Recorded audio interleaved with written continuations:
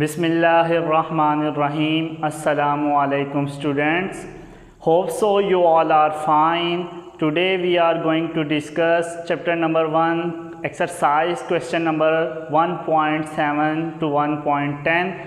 So our exercise question number 1.7 is: a screw gauge has 50 divisions on its circular scale. The pitch of screw gauge is 0.5 millimeter. We have to find out the least count. कह रहे हैं कि हमारे पास एक screw gauge है, उसकी divisions हमारे पास 50 हैं सर्कुलर स्केल पे, जो उसके ऊपर हमारे पास पिच है स्क्रू गेज की वो 0.5 मिलीमीटर है. We have to find out the least count. So given data means जो चीज़ हमें न्यूमेरिकल में मौजूद है, हमें मौजूद है कि number of divisions on circular scale, number of divisions on circular scale कितनी है हमारे पास 50. सेकंड चीज़ क्या है ना कि the pitch of screw gauge is, so ये हमारे पास उन्होंने दिया हुआ है pitch of screw gauge. Screw gauge is 0.5 millimeter. We have to find out the least count. To find means कि हमने क्या फाइंड करना है, least count of screw gauge. Least count को हम इससे रिप्रेजेंट करते हैं L.C. solution. As we know that the formula of least count of screw gauge is least count is equal to हमारे पास क्या होता है pitch of screw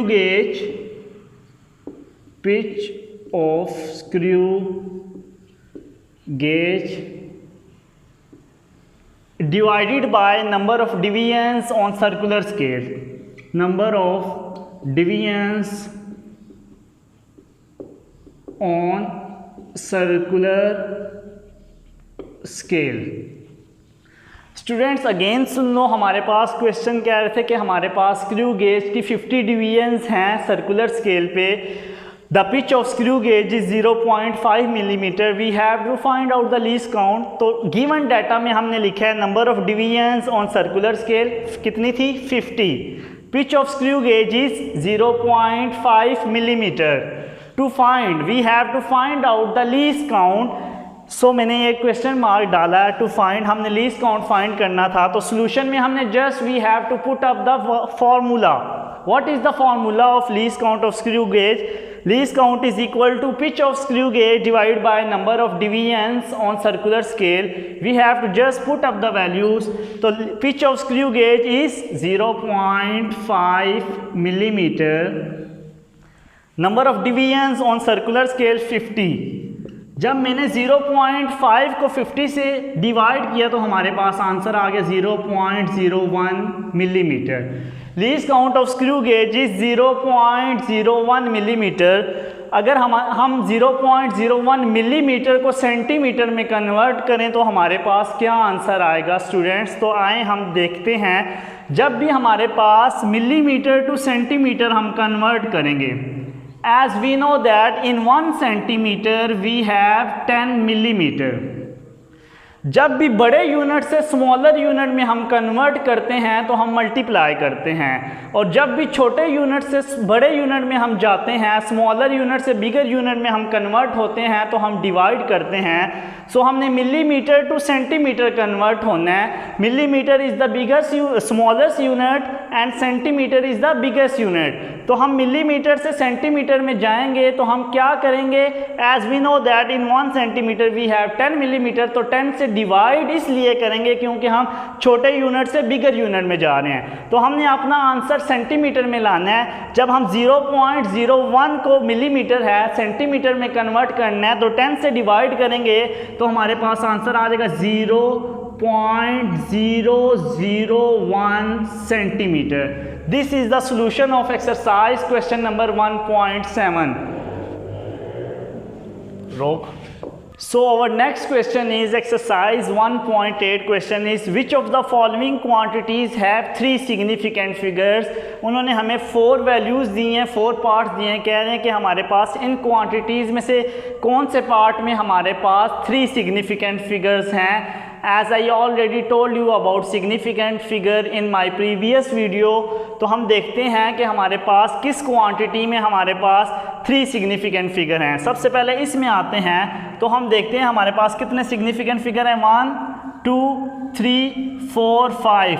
जब भी हमारे पास पॉइंट के बाद जो ज़ीरो हैं वो हमारे पास सिग्निफिकेंट होते हैं, पॉइंट के बाद जो हमारे पास राइट साइड पे ज़ीरो हों वो हमारे पास हमेशा क्या होते हैं, सिग्निफिकेंट होते हैं। ये मैंने आपको डिटेल में अपनी प्रीवियस वीडियोस में सिग्निफिकेंट फिगर्स वाली वीडियो में डिटेल में बताया था। इस केस में हमारे पास 5 सिग्निफिकेंट फिगर हैं। तो ये कह रहे थे कि हमारे पास इन 4 में से किस में 3 सिग्निफिकेंट फिगर हैं, तो ये हमारे पास गलत हो गया, इसमें 3 नहीं है, इसमें 5 है हमारे पास। चलें हम बी पार्ट देखते हैं तो हम देखते हैं कि 0.00309 आया कि इसमें 3 सिग्निफिकेंट फिगर्स हैं या कितने हैं, तो हम देखते हैं 1 2 3। सिग्निफिकेंट फिगर्स के कुछ रूल्स हैं, कहते हैं कि हमारे पास जो लेफ़्ट साइड के ज़ीरो होते हैं वो हमारे पास हमेशा नॉन सिग्निफिकेंट होते हैं।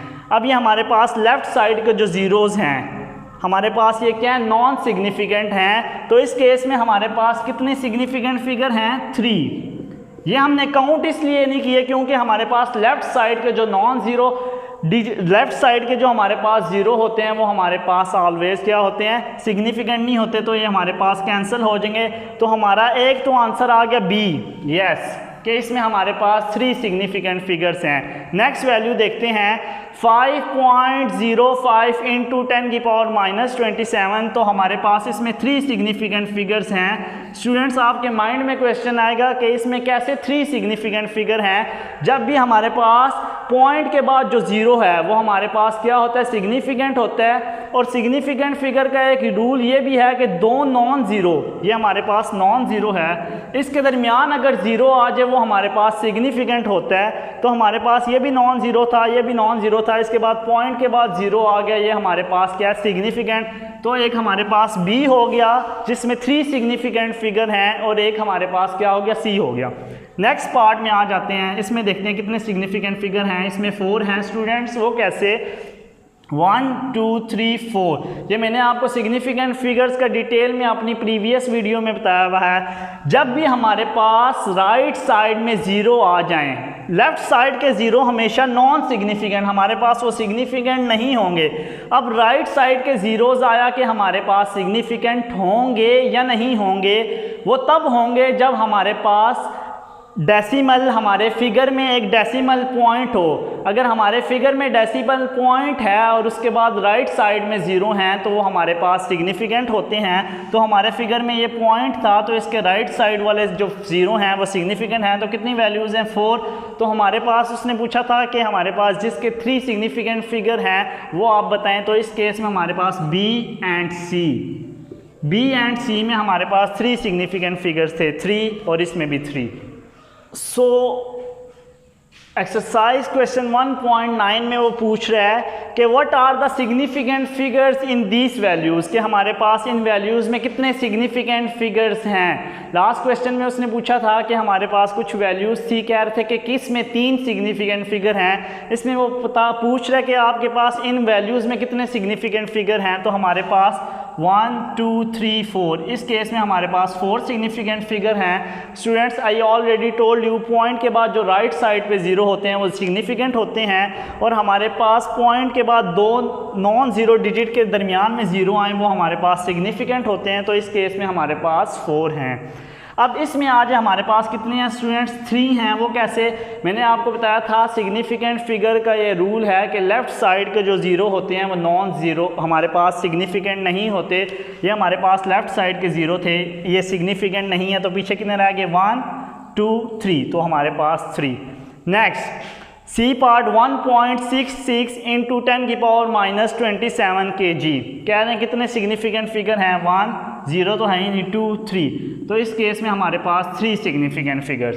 अब ये हमारे पास पूछेंगे कितने सिग्निफिकेंट फिगर हैं, तो हमारे पास द आंसर इज़ 4। कैसे आंसर है स्टूडेंट्स, मैंने आपको बताया था कि दो नॉन ज़ीरो सिग्निफिकेंट फिगर्स के दरमियान में ये नॉन ज़ीरो था, इसके दरमियान में अगर ज़ीरो आ जाएँ वो हमारे पास क्या होते हैं, सिग्निफिकेंट होते हैं, तो आंसर इज़ 4।